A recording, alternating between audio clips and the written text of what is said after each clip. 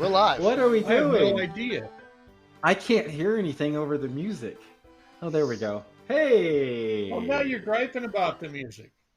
No, I love the music. It was the decibel Okay. level in my Bose I'm not seeing us Quiet yet. Comfort 35s that it was kind of blowing out my eardrums. I guess I could have turned it down on my headphones, but I'd rather complain. Hey, are we live? Yes, we are live. We're supposed to Oh, somebody. I hear an echo somewhere. I think it's Jason. Jason? be. Oh, shit. Jason? Anytime you hear, oh Hashtag shit, it's like being on. It's like not streaming with Bobby all professionals. over again. Yeah. Oh, yeah. Oh, yeah. That's who we need to have back on again because he doesn't watch the show otherwise. So how do we You're make, right. how do He we make doesn't. fun of him if he's not going to pay attention? Hey, so Oh, I think I've got a problem with my earphones. Bob and Julie are on. Kirienko's on. V Manaquea. V Manaquea. Kuya. V-Man Aqua? V-Man Aqua? Yeah, Maybe. I was trying to go Spanish. I was probably trying to read too much Spanish into it, and I couldn't do it. We're back. We missed last week due to traffic problems, and now we are traffic free, Speaking of which, right? speaking of which, can we take a second and really admire that Bob and Julie virtually never miss a show? Not Yes. only that, Yes. I actually think Bob and Julie are one of the very few people who watch virtually all of the shows and type in all of them at the same time. So some people Do they do watch all. all of the shows? I always see them in chat. They Okay. are. I would go out on a limb here and say that Bob and Julie might be our number one fans. I think Bob and Julie are definitely our number one fans. The Crow's Nest. They're definitely Are here they? every day for this show for sure. I see them in Rhonda's show, but I have to admit I don't generally have the time to watch the other shows. Are they with Foam Josh? Are they with Luca on the second floor? You Are know, they with Anne? I'll have to ask Quindy. Quindy, I know catches all the shows Okay. because she's our primary Twitch moderator. Uh-huh. But Okay. you know what? We could just ask them. Hey, Bob and Julie. Is there any shows that you don't watch at all in any way? And Crow's Nest is definitely your favorite show. I think it is. That I probably think goes without saying. I definitely see. You know why it is? You know why? Because the Pokey Tool. Because it's like a train wreck Pokey that you Tool. can't stop watching. It's a train wreck that keeps on giving. And so, Pokey Tool. Every 5 subs, we give away a Pokey Tool. And sometimes we change the rules midstream. It'll always benefit the viewer. It will always. Hey, look what I sculpted, a gelatinous cube. You know that? It's in process. Or dice. Or dice, yeah. It's pretty good. Just You like could make that. a living doing that. I could. Yep. Well, I'm having all kinds of watch problems. what- I can't see anything in chat. There's not a whole lot of chat going on. But Well, I Bob and can't see Julie watch what anything. they. Are you still getting the reverb too? Yeah. Oh, Kathy All Wapple, right. thank you. How's it going, Not Kathy? as much. Oh, We appreciate the boom. raid. Yeah. If I That's who we duck should out, I have can on. fix it, but I don't think I can hot fix it. I completely agree. Why haven't we had Kathy or well, I've blanked. I think we're in negotiations, aren't we? Are we in negotiations? Well, we were in We are. negotiations. Yes, we were in negotiations, but we need some formatting changes. But James. I don't think James, Kathy. yeah. Of course it's James. But Kathy would be. I think Kathy's rated us. I mean, it's I think she should be on. I agree. So. I mean, I have probably As, rated Kathy more times than I've rated James. To be fair, I think. Well, yeah. And so yeah, hey Kathy, thanks for rating and thanks for joining us. We will be sculpting eventually once the master sculptor fixes his technical difficulties.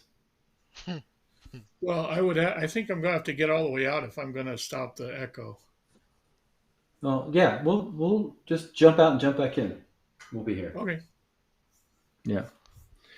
Hey, Justin, What's up? we did one of the most pre-COVID kind of activities. It was kind of a tradition for Michelle and I, and it felt like the greatest sense of normality that we've felt since COVID has started. So yesterday, it was Valentine's Day, Hmm. but whenever there was a good movie that would come to the theaters, we would usually wait a couple weeks and we would go like in a Monday afternoon or a Tuesday, mid morning, like a late morning. We went to the 11:30 showing of Spider-Man yesterday. It was fantastic. No masks. Um, got to see Spider-Man, which was awesome. Great movie. If you haven't seen it, I'm sure everybody and their dog's seen it already before we have. But it was great. We just walked into the theater, and it was we would go Mondays, the first showing, and generally nobody was there. I think there were like two other couples that were there, and got to see a movie in the movie theater without wearing a mask. Got to have some popcorn and a soda. It was fantastic. So I think that's literally. I think that's what we did not 2, 3 weeks ago, roughly. We saw Spider-Man as well, and it was great. yeah, I agree. yeah. Spider-Man was. That's. I don't watch very many Marvel movies these days at all. In Mm, fact, the one mm, I had seen mm. before this one was the very last Avengers Endgame, I think. So Yeah, like in game. forever ago. Yeah, And yeah. this Spider-Man though was really good. In fact, I realized actually at the end of this movie I had not seen any of the Andrew Garfield Spider-Man movies. Not a single one of them. They're good. I don't know. Tom Holland. I heard that this was going to be his last Spider-Man movie that he was not going to do anymore, which I'll be very bummed about. I think he's the best Spider-Man I kind of by agree with far. you. He's kind of like what I would have imagined Peter Parker like when I was reading the comic books back Yeah, in the day. like that kid. And He's just, yeah, kid. Yeah, he's a kid, and he's goofy and more so, and not that the other guys didn't do good, but yeah, I think Tom Holland was the best. I'm looking forward to seeing Tom I Holland in Uncharted. I really want to I see that. know. Did you play the game? I do You're a too. I PlayStation. did. Okay. I did. I really enjoyed the game, and so it's kind of a stretch for Tom Holland to be Nathan Drake, but we'll see. It I'm gonna is. give him a chance. I think Dirk Diggler is going to be a challenge to be Sully or whatever. I can't Yeah. remember. Yeah, it's going to be But hard for Dirk Diggler to pull that off. but I do agree that Tom Holland. I imagine Nathan Drake is more of like your Harrison Ford during Han Solo kind of Well, guy. well, Like really. Nathan Fillion in Oh Fillion or whatever in yeah, his he would have younger been days, his perfect. younger thinner days, he would have been perfect. I agree. But yeah, I agree. yeah, But Tom his Holland's Firefly still days. kind of got that like I don't know that kiddish about Yeah, him. Like because Nathan Drake is not a boy in any way, right? Like he's no, kind of that he's a adventurer. man. Yeah, he is. He's a manly He's man. a he's a man's man. He's a man's man. So So, all right, Jason. We got All right. Jason back. All right, Yeah. cool. Does it sound better? Yeah, sounds awesome.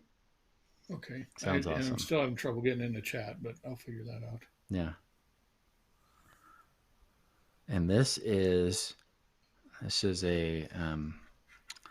a gelatinous cube that's arms are reaching out and attacking. That's another sculpt that we're doing. Let's see Look what at you're that. doing now. Yeah.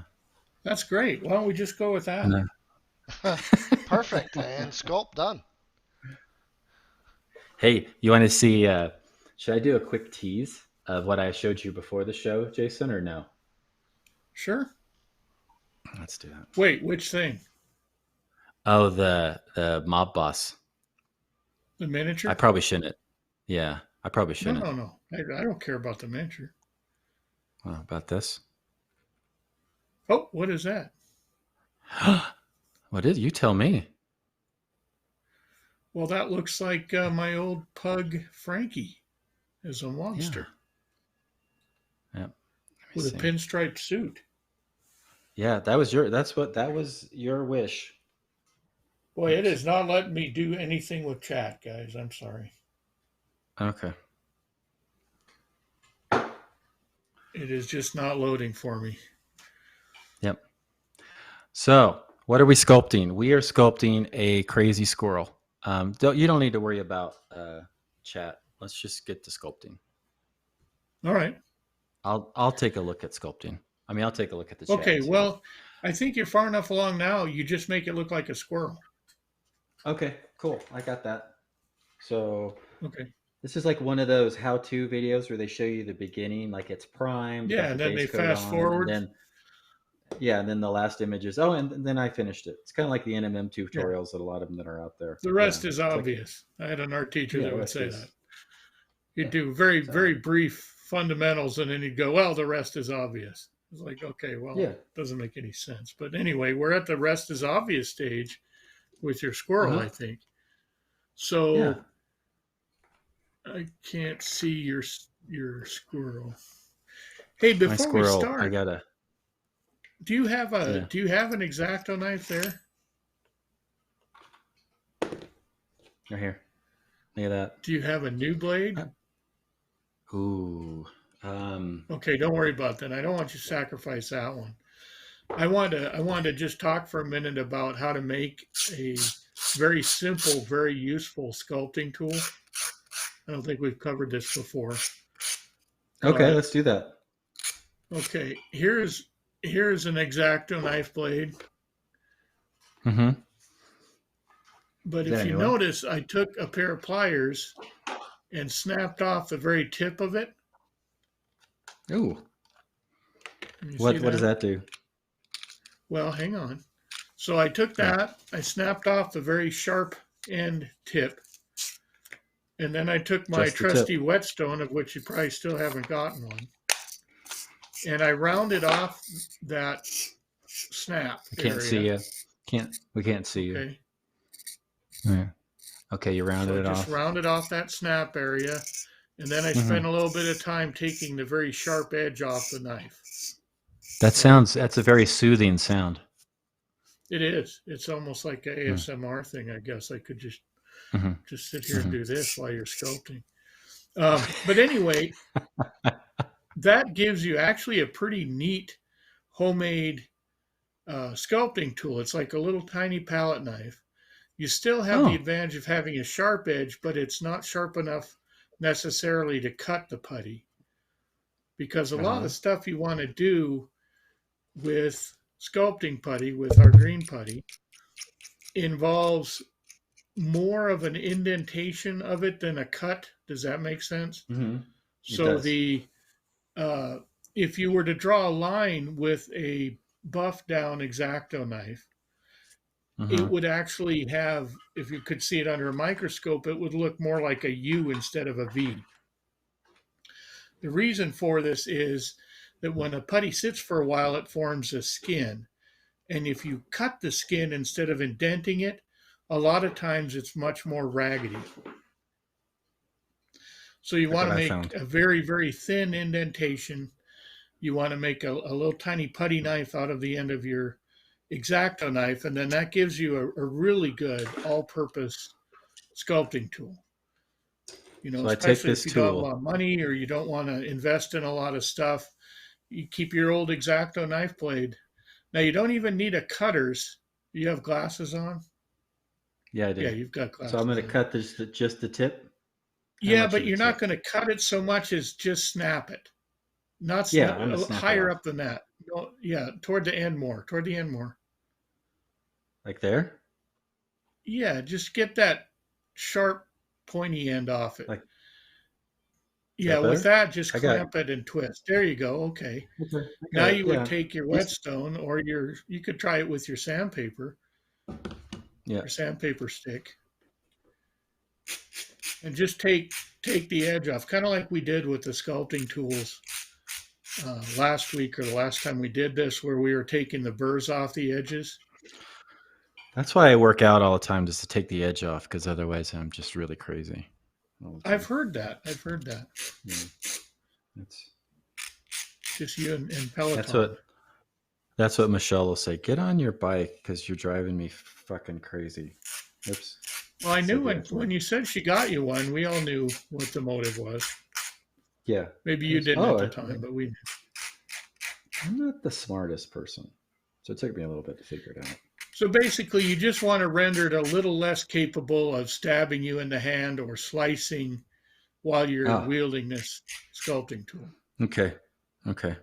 Oh shit, we got more And that's raiders. Little Yane is raiding with 23 people. Thank you. I hope you guys wow. stick around Thank for a you. while. Thanks for joining. We are sculpting. We're trying So to. anyway, what Cool. Michael's doing is trying to make his X-Acto knife like mine, where I've Look at that. taken the end of the tool and rounded it off, and then taken and just How's, scraped across that stone to take the very edge off of that. And that'll give you a lot of options as far as just sculpting. If you had to have like one tool, you're caught on a desert island and all you had is putty and a X-Acto knife and maybe some wire for an armature and maybe some magnifiers and a good light, and of course a good work surface.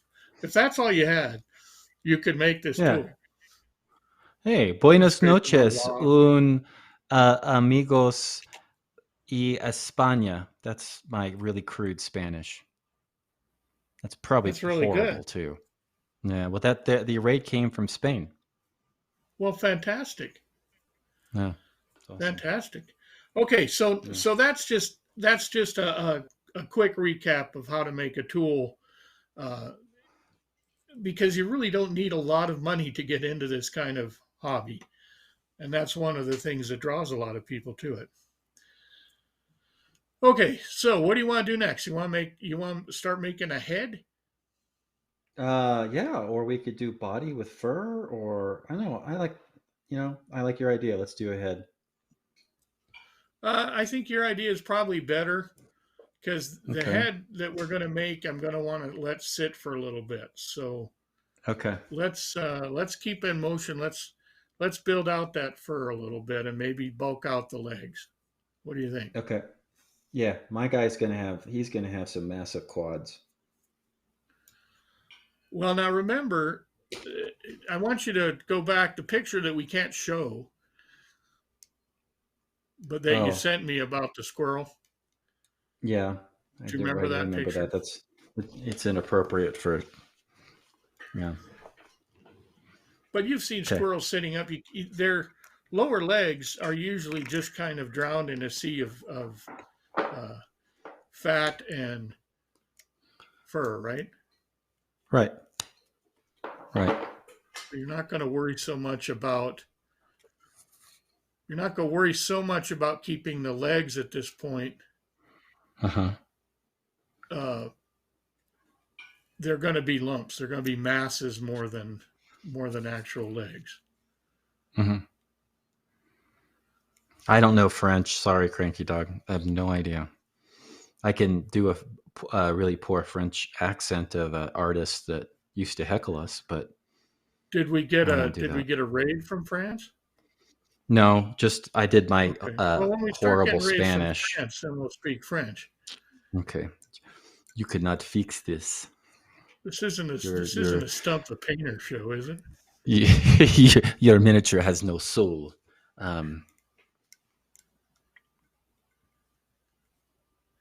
Okay, now one of the things. What are you doing? Gene Van Horn What would do this occasionally with his human figures. He'd have a bar. He'd use like a little tab, like we used to put on the bottom of metal miniatures, and he'd put masses, little clay balls that were masses. And the idea was that if you wanted to do, say, forearms, you would, I'm going to pull this out again. You would say, okay, here's my forearm mass. And then here's my upper arm mass or whatever. I mean, it would need to be bigger than that. I'm just using this as an example. But Gene went so far, I believe it was Gene, he had it cast. because he made these masses. So then he had like a chest mass, and the same thing. He had 4 or 5 balls lined up on this tab. Mm-hmm. And if he was doing this, works best, of course, if you're doing a lot of human figures or a lot of the same type of figures. But he would compare the ball that he was rolling up to sculpt with the mass that was already there. In that way, he was adding the same amount of mass to the same area of the sculpt. That makes sense? Yeah, you want your balls to be even. Right. Okay. Well, sure. So I think that's a very handy trick, especially if you're not used to sculpting and not used to visualizing masses, Mm-hmm.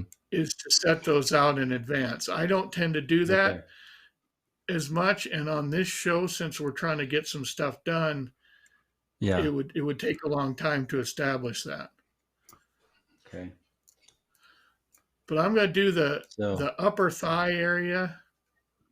Oh, okay. See, I laid on I tend to use snakes of putty. Ah. I think my snake is too big.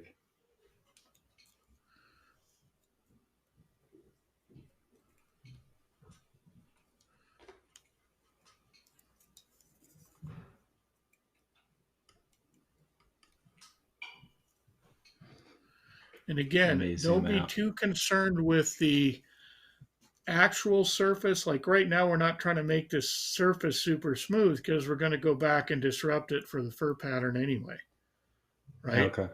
So I'm just try to get the shape of the mass similar from side to side.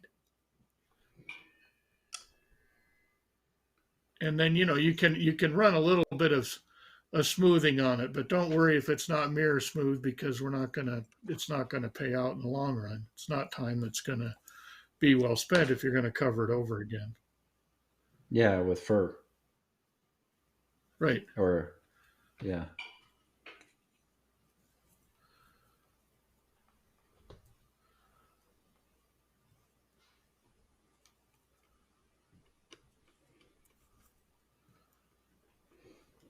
My squirrel just went to leg day. He's got some pretty big quads. Well, the other thing to remember, is, since this is just a little squirrel guy and he's all kind of covered with puffy fur, we're not going to do a lot of delineation of the muscle masses. If this were a person, you'd have to go through and delineate the muscle masses a little more. But ultimately, we're working toward the surface of this critter, and the surface is going to be more puffy and more fun and more a little bit more covered in fur. So that was the other reason we chose this as a subject rather than a person right away. So you dumbed it down for your student. That's what you're saying, really. Okay. Well, good. As long as we're clear. You asked me to, remember? Well, I just made a suggestion. You were a dumbass, or is that someone else? I think that was one of our other guests that we had. Someone said that. Yeah. I argued, of course. For it or against it? No, I said you're actually pretty much of a smartass. Yeah. I'm not a dumbass. I'm more of a smartass. There's a difference. So I'm imagining this squirrel as being kind of hunched down, standing up, but hunched down on his haunches. So his belly's actually going to hang pretty low, right? Oh, yeah. So let me see. Oh my! So you're bulking out his belly too? Yeah. I got a ball for that.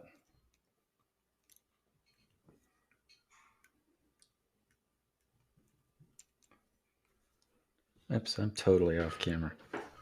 Let's see. There we go. That is the hardest thing about this, I think, that I'm having, other than just trying to see that far away from I usually sculpt a lot closer to my own mass. So when was the last time you really did a traditional putty sculpt? From start to finish? Yeah. Yeah. Outside of It's been a this. couple of years. It's been a couple Yeah. of years. I've done a lot of sculpting and conversion since then. Um, Mm-hmm. but it's been a couple of years. I mean, I've done, uh, my daughters have both been interested in sculpting from time to time. My youngest daughter just completed a whole series of beetle sculpts. So I did pull out the putty and work with her on that a little bit. Did you get those 'Cause cast up for her? well, no, she likes the beetle mounts, like when you have the Mm-hmm. insect mounts that you frame. Oh But yeah. she Yeah. didn't Yeah. like the idea of catching them and drawing them that were real beetles. So instead, she made a whole bunch that were fake, but she was trying to reproduce Mm-hmm. them as accurately as possible. And so we went with the green putty and wire to make these beetles. It turned out pretty good when they're all mounted up. It's hard to tell the difference. Look at that. Check that She out. Look painted at them that. once. Look at my little Pretty squirrel. good. He's got a big old beer gut. Yeah.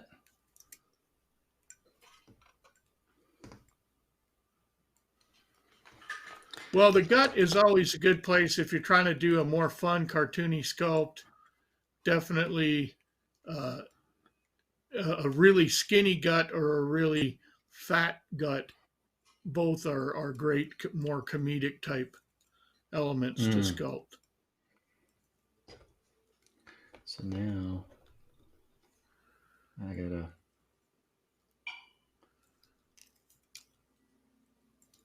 My my So squirrel I'm not needs a doing little too more much on back. the back right now. No. Again, because of time constraints, I want to be sure that we get technique more than the actual sculpt, Okay. at least for my end.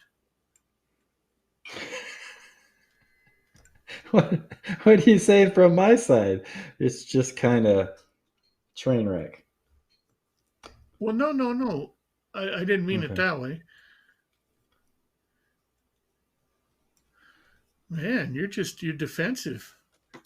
I am. I'm vulnerable. I'm not in my normal comfort zone of painting. So I'm feeling, Good. It's always good to approach a project with vulnerability. I don't yeah, it even know is. what that's It's supposed to good. mean.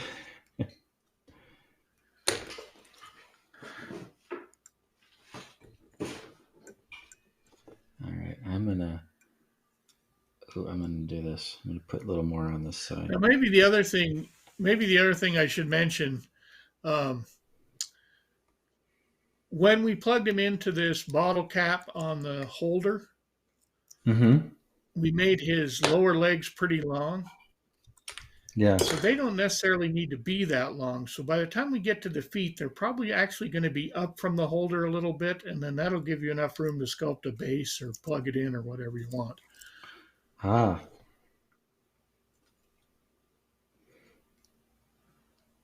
I'm gonna get Gint to cast this up when it's done. Boy, I just don't. Oops, I've been off camera. Look at that.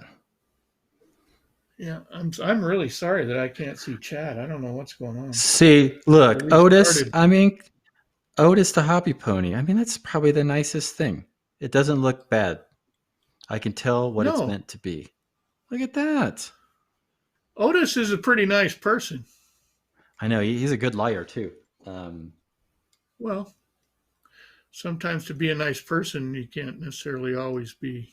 He doesn't want to Truthful. No, I get take it. the wind out of your sails. No. When you're vulnerable like this, Mike, it's like you're everybody's child. That nobody wants me as their child. I'm telling you right now.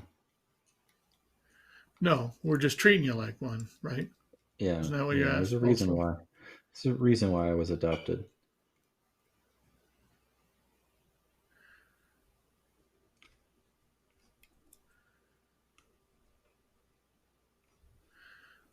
Well, we'll just let that one sit like a lead balloon. You didn't go there. You're supposed to. Well, I'm not. I don't really want to know because it might be a really sad story, especially since you're already feeling vulnerable.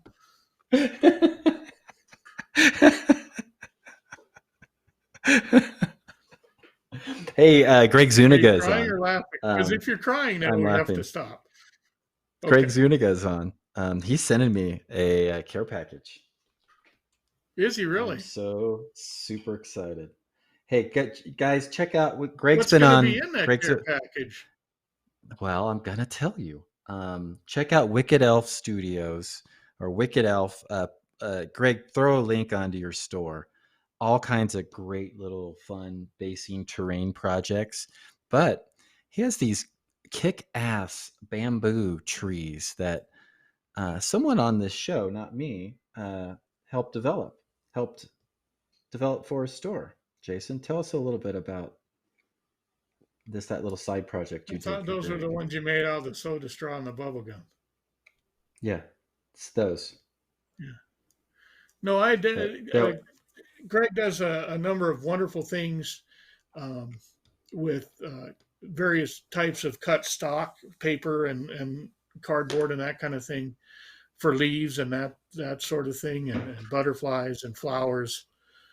no, the Um, butterflies are my favorite. Those so he had butterflies are talked to so me awesome. about maybe doing Birds. some palm trees and bamboo trees, and the idea being that we could produce, or I could sculpt the basic part of it in ZBrush, and then he would print them out and then manufacture them from there.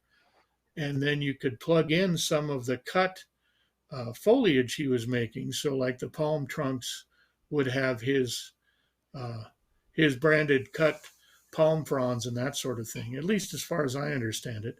Since I can't see chat, I'm not sure how badly I'm butchering Greg's mission statement. No, you're not.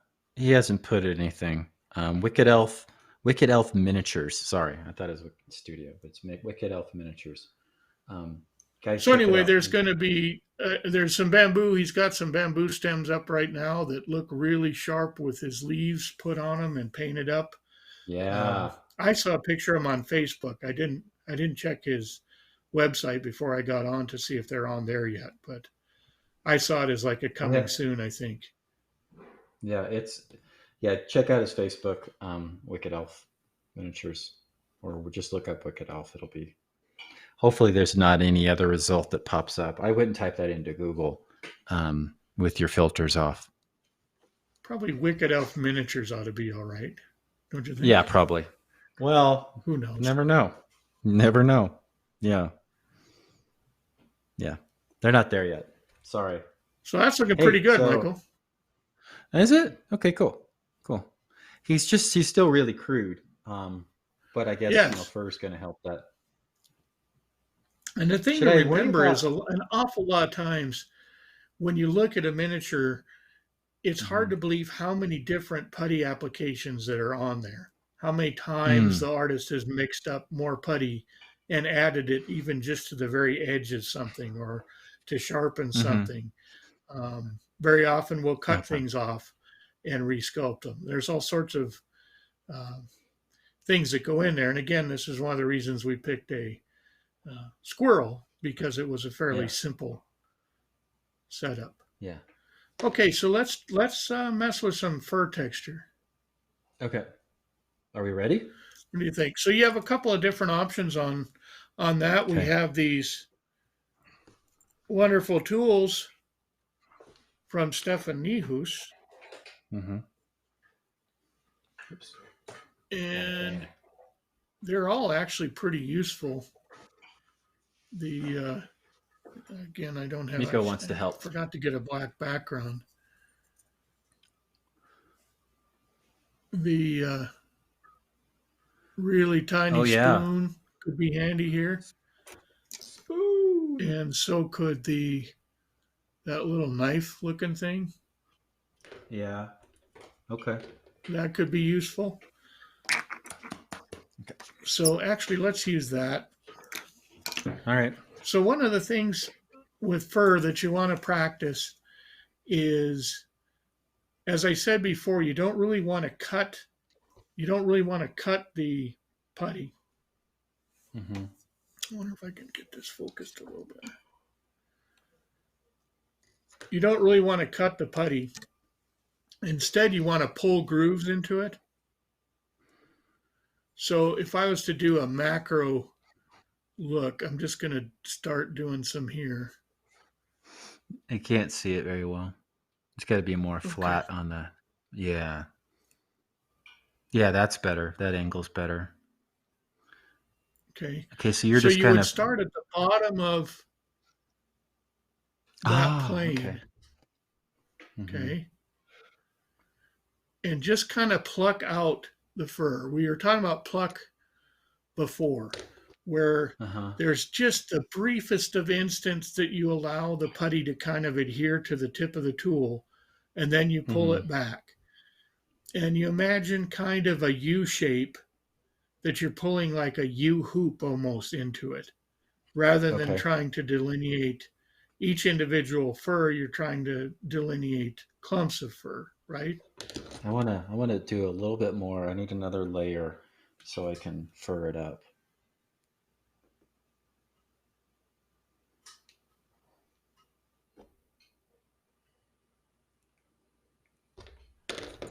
Let me get that in.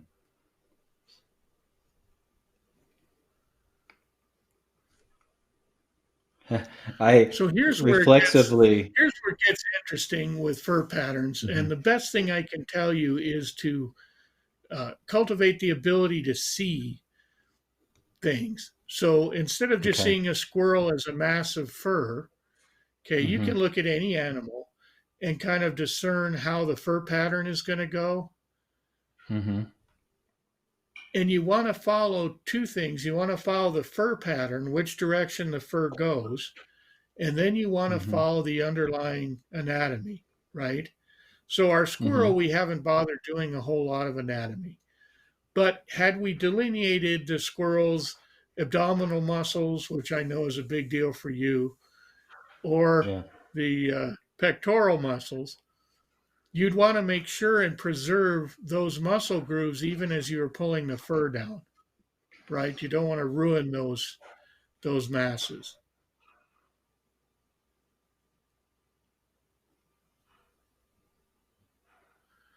That looks good. It looks like you're holding the tool very tight. I would try to loosen it a little bit just loosen your wrist a little bit. Ease up. You're not, it's like you're not painting, right? Okay. Is that better? Is that looser? Yeah. Yeah. One of the things you learn after sculpting, if your hands are sore after sculpting in an unusual way, I mean, we all have joint issues, especially as we age or, if we have injuries or whatever. But sometimes your hands will feel like you've kept them stiff for too long. That's a good sign that you're holding your tool too tight. Yep, I could feel it. I definitely can. Yeah, so try to relax that as you're working. And if you can approach it with a more relaxed grip, more relaxed tension in your wrist, you won't experience as much fatigue. Okay. Now, the other thing, you can't see it with our setups, but if I was going to sculpt, when I actually am at my sculpting bench, I'm almost close to this configuration, but what you can't see in my picture is right down here is the edge of the table. Okay. Yeah. And I've got my forearms somewhere propped on that edge of the table, right? Okay. So that I'm not trying to hold them up in the air. So prop your forearms up. I've got my arms in my chair. Yeah, I tend to do that. Some of us that don't have Pelotons, we've developed what's called a sculptor's bump, which is kind of like a beer belly, but it's better to call it a sculptor's bump, where you actually can sit back and rest your forearms on your belly. but it's not recommended that you do that just for sculpting. But if it happens to be there, go ahead and use it. Otherwise, brace your hands, brace your arms against the table surface, the edge of the table. Okay. There we go. Now, I've seen people that were sculpting and they had the like the wrist pads you use for keyboarding and that kind of stuff under their wrists as well. Anything like that takes the tension off your arms and holding the tool so it takes the tension out of your wrists and fingers, and then sitting correctly so you don't have as much tension in your back and your shoulders. All of those things, when you put them together, mean that you can sculpt for, maybe twice as long as if you're super tensed up or in a cramped position. It's definitely a different body position than when I paint. Yes. For my hands and stuff. It totally is. Yeah. Well, the similarity it would share would be the precision, and you're trying to get that precision. But with sculpting, it depends. If you're doing hard edge stuff or super tight sculpting, then yeah, you will tense up a little bit more than if you're just trying to do kind of a free muscle and fur type thing. But whenever possible, you take the opportunity to try to relax all that out while you're working.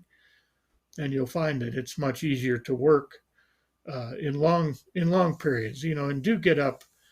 I usually got up probably every 45 minutes, every hour, get up and walk around, get a drink of water, do whatever you're going to do. Then every couple hours, 3 hours, maybe go outside and have a little walk. These are some great tools. Let's give a little shout out to Bees Putty. We see there's the logo down below, but this was the little packet. Bees Putty logo, and it's beesputty.com. Yeah. They are really good tools. And we have, between the two handles, so these are basically two pieces that are joined at the center ring. And you can buy several different tools. There's probably at least a dozen tips up there. So you can get all the set of tips, and then you can mix and match to these double-ended tools. An awful lot of us have these double-ended instruments because it seems to work better. Yes, Gene Van Horn tools were double-ended as well. Yes. I think most sculptors that make their tools do that. Yeah, this is a Gene Van Horn tool. Oops. Yes, he made some wonderful tools. Yeah, back in the day. Yeah, I bet these are collector's items now.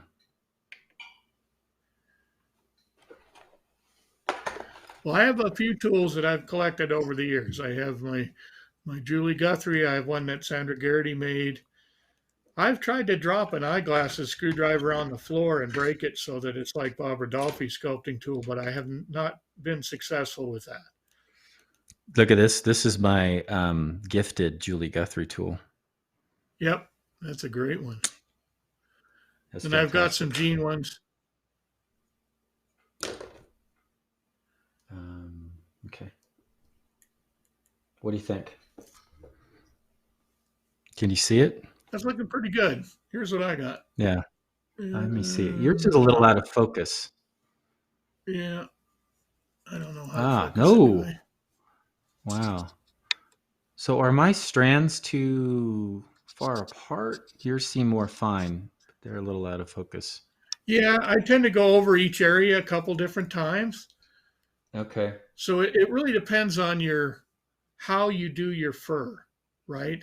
Mm-hmm. You can approach it in masses and then texture each mass. Mm-hmm. But for an animal like this, say over a sheep or like a shaggy buffalo, for an animal like this, I find it's easier just to keep doing this. And remember, you're trying not to cut the putty. Oh. I feel like I have cut the putty a lot. Yeah, well, you can always go back and tame it down. Okay. I don't know that helped.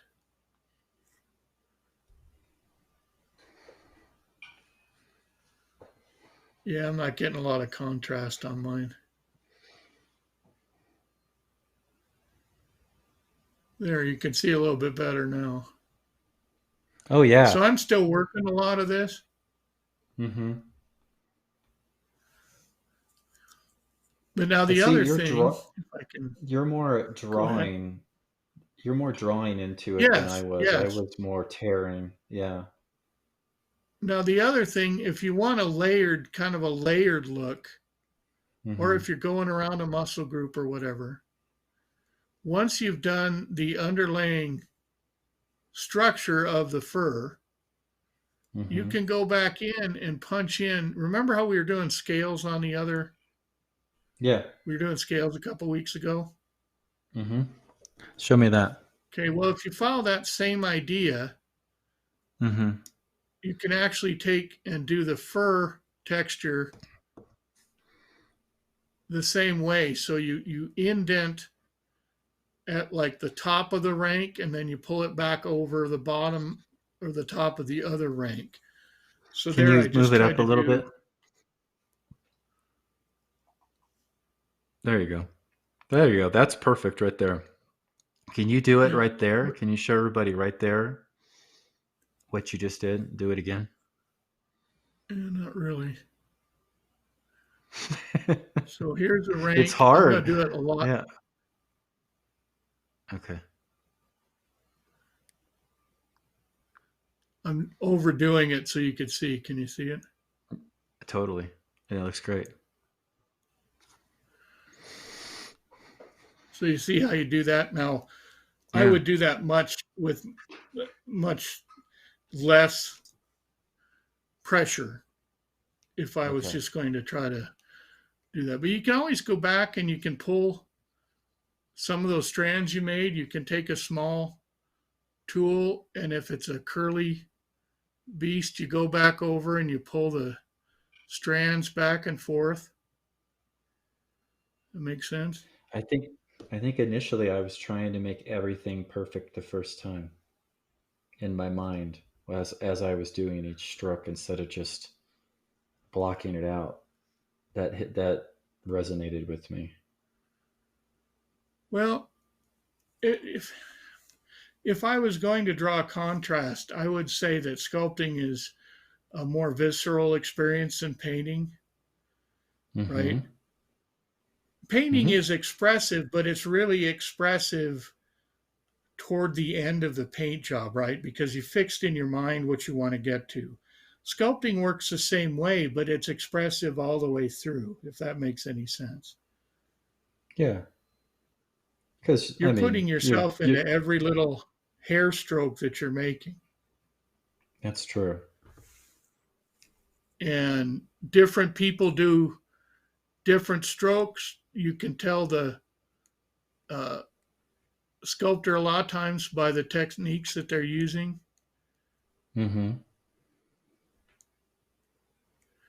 But it's very important once you get those initial lines grooved in, and notice I said grooved instead of cut. Once you get those initial lines grooved in, you can go back and keep messing with it. You can pull up certain areas by plugging certain areas up. You can take that spoon end, right? The spoon end that we talked about. And if you need to calm it down a little bit, you can rub that spoon end over the whole thing. Right? Yes. I'm going to let that one go. Now, if you're sculpting for mold making, sometimes we leave the fur a little rattier looking, not rattier, but like a little deeper grooves. There's more of a difference between the valleys and the peaks because every time you make a mold from this, you lose a little bit of that definition. So a lot of times if you're sculpting for production, you're going to overdo that texture so that it looks right when it comes out the other end. Right? But if you're doing something as a one-off that you're going to paint, you probably don't want a super aggressive texture. Why is that? Well, because it's not going to look right. It's going to look more ratty than it needs to look, more Okay. And the violent than it casting needs will to look. calm it down. Okay. The casting will calm it down a little bit. But like I said, if it gets out of hand a little bit, you get a little bit of that Skinner balm on your tool, not a lot, and just No. gently run it across that fur, or even take your finger and Yeah. brush it in the direction of the fur pattern. Uh-huh. Okay, you see what I'm doing now, top to bottom, right? Yeah. And then Okay. that Oh, tones okay. down some of that. That tones down some of that fur texture.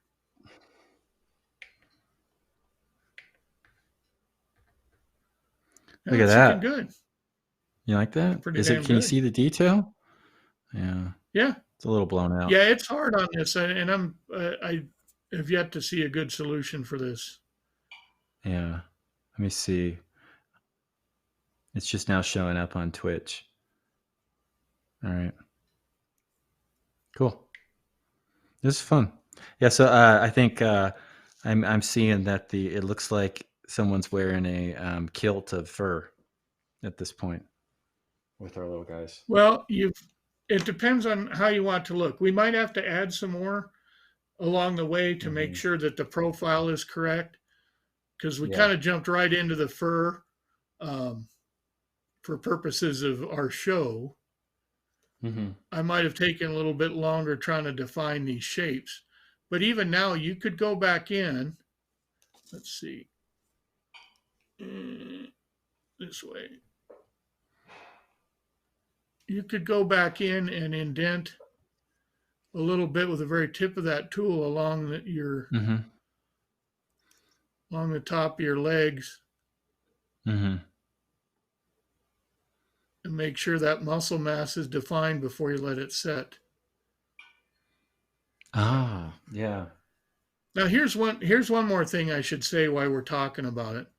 Whenever you're doing a texture like this,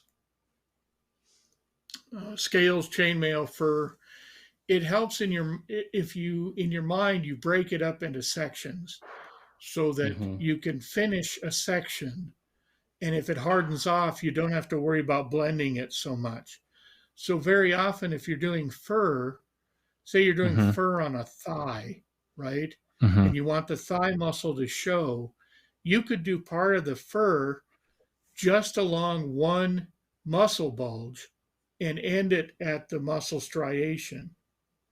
Then when it hardens, you don't have to worry about blending that back, because you're going to go on to the next bulge and the next striation. Right? That's a good point. Yeah. So if you're doing scales over a large area, it helps to break it up in your head. Obviously, most of the time you're going to be doing it bilaterally, so each side matches. But try to only work, and this is difficult because it takes everybody a long time to understand how fast the putty sets up. And sometimes if it's a bigger mass of putty, it generates more heat, so it sets up quicker. But if you go over disparate areas, so instead of trying to do, if I imagine a dragon flank, instead of trying to do the rib cage and the abdomen and the two upper legs at the same time, just concentrate on doing the rib cage and the abdomen, because there's a natural break at the legs. So when you go to blend in that pattern, it's not going to be as obvious, right? So you build yourself in a little escape hatch that way.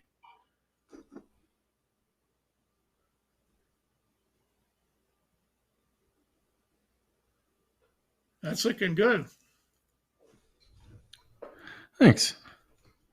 The drawing concept in my mind helped.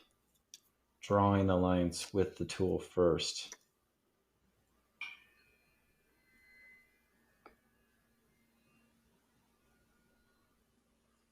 Well, and then the other thing is I'm kind of going through, I got to figure out a different way to do this. As I'm going through on the top of the legs there, right? Yeah, show me. There's a definite break in the anatomy. So the fur texture is going to go a different direction at the top of the legs and on the side of the legs, right? So far we've done the fur on the belly is going up and down, where the fur texture on the top of the thighs is going to be more diagonal. There'll be a line. It'll fall off to either side. Yeah, of the top of the thigh. Because on an animal's leg, it generally still works from front to back, generally. Okay. So when you tilt that, it's going to go a different way than on the. And that helps create the volume even more and maintain the volume. Yep. Don't be afraid to break your pattern. Don't be afraid to put in deeper valleys or peaks with the fur where there's muscle striations or differences in the way the limb is pointing. Ugh, this isn't just.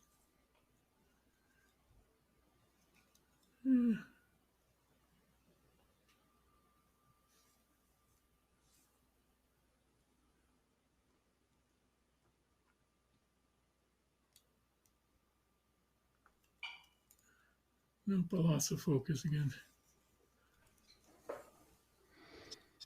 Look at that. That's super zoomed in. Yeah, it's looking good.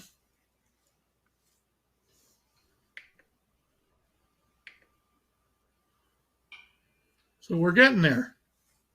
You're getting there. And it's 4:08. So probably about time to remind everybody to get your hashtag. What is it? Hashtag free. Hey, hashtag free. If Justin, I heard the snoring a little bit ago. I think he might have woken up because I heard the snoring stopped. Do we have enough to give away 10 Poke-Tools? Let's see here. Did you say 10 Poke-Tools? Is that what you said? Yeah. I don't know. I'm just throw out a number. We have had approximately 1 sub. So I will give away at least 1. All right. Okay. At least 1. I will give away. Come on, everybody, get that hashtag free in there. But let me activate the giveaway here. Hold on, it's now live. Okay. But if we want to go any above 1, we're gonna need a minimum of 4 subs. Okay, we need 4 subs. 4 subs. Anybody want to throw some subs out? Throw some subs. I don't get it. We don't get. Jason and I don't get anything out of the subs. We're just trying to give away some more Poke-Tools. Yeah. And to remind everybody. No, we don't. Clever Crow's Nest Poke-Tool, sculpted by Julie Guthrie and lettered by Bob Rodolphe. Look at that. That's probably the best we've shown it right there in all the shows. That's really good. This camera's pretty badass, Justin, whatever the name of it is. Let's give a shout out to this camera, because if you guys are looking to do stream cameras, the VZR, this camera, check it out. It's really cool. Julie, of course, did the Knoll for the January promo figure. Yes, I got that's got some pretty badass fur in it too. It does. I'm just saying, I should go get that.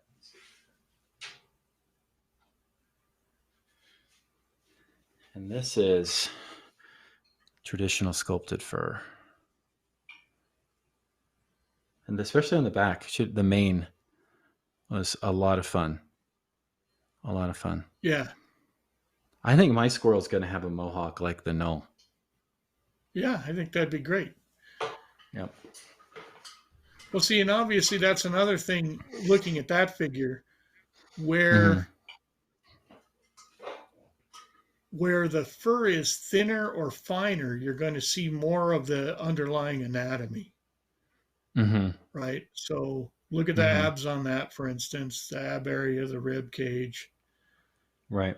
Compared to the back, if you flip it over, or even the arms. So you can still see the anatomy, but it's not as prominent because you're trying to make a more aggressive texture where the fur is thicker. That's true. This is all probably intuitive, but sometimes it helps to repeat it so people really understand what's going on. Well, and I would think looking at other sculpts that you like, it's going to help you think about what you want to do to your. That's the absolute best thing in the world, is to look at a sculpt that does what you want to achieve. Try to find a sculpture that looks like that. Try to figure out how the artist did that. Bobby Jackson used to say one of the best things for him when he started out was he would find a miniature he liked, and he would have his tools all sitting there, and he would try to lay the tool in wherever there was a mark on the sculpture and try to figure out which kind of tool the artist used to make that mark. Oh, that indentation or that pluck or whatever. I never would have thought Bobby was that smart. Well, you know. If you try me into saying he's smart, is he in the chat? I'd say he's smart. Yeah. He's not in the chat. He doesn't pay attention anymore. He's in his grandpa gravy. So, well, are we ready? Are we ready to do? Let's draw the whatever. How many Poke Tools we're giving away? Yeah, let's see here. Let me draw a name. All right. Are you ready, Michael? Yeah, I'm ready. Okay. It's going to pop up. It's popping up. Right. Nope. Only one. We're only giving away one Poke Tool, I think. No, actually. One or two. We had two different files, so we were giving away three. Oh, three Poke Tools. All right, okay, I'm ready. Here we go. You ready? Okay, I'm ready. Our first winner of a Poke Tool is Celtic Boar 13. Congratulations. Celtic Boar? Second winner is Vaca Roja. Vaca Roja is our second winner. And then I can roll my R's. And last. And third is Jojo Jast? Jojo Jast. Is it Jojo Jast? Vaca Roja. Yes. Seems like we've given Vaca Roca a couple of Poke Tools. Vaca Roja. Yes, I think Vaca Roja has won before. But anyways, yeah, cool. Does that mean Red Bull? Vaca fritas. Vaca fritas is one of my favorite Cuban dishes. But yeah, no, I think so. Hey, Jason, fantastic. That was a lot of fun. It was today. Yeah, got through your technical difficulties, and we actually got some sculpting done. Yeah, I'll try to figure out why chat isn't working for me. I mean, I've restarted a couple times, but some vagaries of Twitch, I think. Yeah, well, Twitch is Twitch. So there's a lot of people doing live stuff on YouTube these days, I've noticed. I don't know if that's good or bad. It seems like you can chat during it.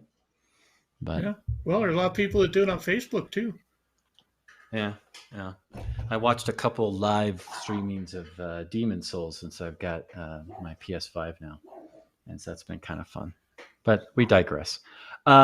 Hey, Jason, Friday evening, what are we doing? We're doing something together again. What are we doing? Well, if everything goes well, we'll all be on board a ship, sailing through the fevered imagination of Frank from Nightheart Gaming as we pursue our quest in Reaper Errant. What is our quest? To get to the other side. Why did the party cross the ocean, I think, to get to the other side? Yes. We're mapping something or basically we're having daily encounters, and unfortunately our lizard man has just been disabled by a seasickness, and he's just been staying below decks. So you're going to have to be the meat shield this time. Yep, he got the Chicken Express and hasn't been able to recover yet. There goes our sponsorship, Michael. Thanks. Justin was just working on a big Chicken Express sponsorship for our show. I would, after my Chicken Express experience a few years ago, I would have to reject that offer. Well, if they easy weight loss. did indeed make that. Easy weight loss. That's true. That's true. All right. Well, let's wrap it Inside up. of every silver lining is a cloud, right? Yes. And the storm inside of that cloud. Hey, it's going to snow tonight. No, tomorrow. It's going to snow tomorrow here, 6 inches. Well, that's great. That's fantastic. We're in the middle of fall spring here. We have fall spring in Spokane. So we're having a nice fall spring where all the plants start to bloom, and then we get a hard freeze and they all die. So. Okay. Next week, we hope to have a show. Hopefully. We're going to try to work something out. It might look a little different, but I think we'll try to have one. Yeah, we're going to try to have something. It won't be sculpting, as we're going to be doing something else. We might go back to, since you've been doing sculpting, I think due to constraints, we might do a painting show. Yeah, just a live commentary, just a running comment on your paint job. How about that? Me slapping paint on a miniature. That'd be fantastic. Yeah. Maybe we'll pick up the. Maybe we'll get even a guest to help comment on your paint job. Yeah. Maybe Bobby. Maybe Bobby from the bathtub. Bobby from the bathtub. All right. Well, thanks everybody for watching. It was a lot of fun. I hope you enjoyed watching Putty get moved around. And I think my little squirrel is coming along somewhat. I think it looks pretty good. It's pretty good. I'll take pretty good. I'll take it. So, hey, Justin? Yes. What else you got for us? Anything? No, that's pretty much it. Okay. And have a great rest of y'all's week. And I will see chat the week after next, because I will not be doing any of the streams next week, personally. I know. Where are you going to be? On a cruise ship. On a cruise ship? Have you told? Yeah. Have you told? Chad? He hired on. Didn't you know Justin's an amateur magician? He hired on. They hired him to do their magic show. Yes. Yeah. 3 shows a day. Mm-hmm. Yeah. We'll go it's with economy steerage. He has to stay below, way below the deck, but it's a pretty good gig. Do you do balloon animals too? No, I can't actually. I'm the worst. No, he does the little styrofoam balls, the styrofoam peas under the walnut shell. I think that's what he's renowned for. Oh yeah. Speaking of styrofoam balls, peeing on styrofoam. The otters today. Yeah. Otters, love the otters. I would raid the otters every single time, especially since if Kathy Wapell's not. Balls, Yeah, if Kathy's not streaming, then we're streaming otters. That's right. Otters. Yeah. All right. Thank you for hanging out with us today, folks. Thanks, everybody. I'm going to kick the outro music here. All right, here we go. You guys have a great rest of your week. What a great song. And we'll see you. La la la la la la la.